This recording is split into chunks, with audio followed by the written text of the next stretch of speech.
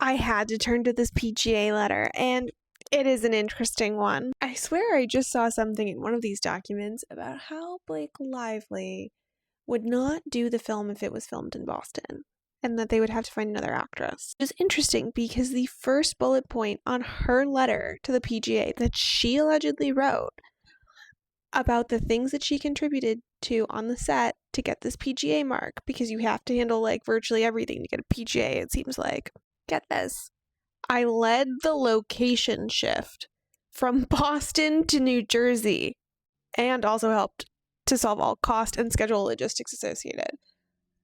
No, ma'am, I think you said I won't be in the movie.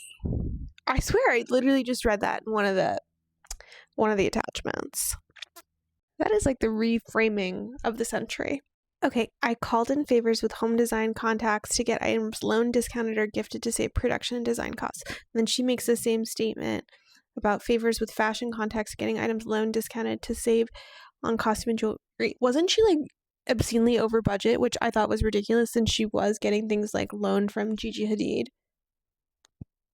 But she was so over budget. The reframing. Interesting. She's saying that Brendan Sklar originally turned this down and that she had to write him a personal letter to accept the role. I am wondering at one point he got the Paul Feig job for Housemaid. Here's an interesting one. I pushed the studio distributor and director to change the rating of the film from R to PG-13. I never knew it was originally supposed to be R. And if it was originally supposed to be R, like this was definitely intimate. And she would have very clearly known that. And so would young Lily. I managed the politics and HR concerns on a daily basis. Did she just be gossiping? Acting as an intermediary of Zhu's HR to keep crew and cast engaged, safe, and on board? Girl, your like tea time sessions like don't count. I mean, according to her own words, she had a lot of control. In post-production, I have spent a minimum of 10 hours a day every day since April 22nd on the post of this film.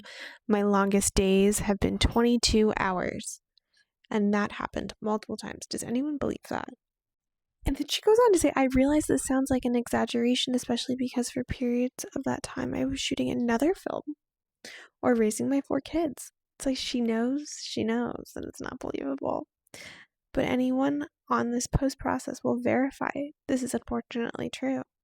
I've been sleeping on average of 1.5 to 3 hours a night for over 2 months to get this film reworked, and redone. Hey, babe. I just asked the doctor sitting next to me about the 1.5 to 3 hours a night for over 2 months, and he was like, yeah, that's complete BS. Not possible. What would happen to you? He said, you would become very delirious. And I go, delusional? He's like,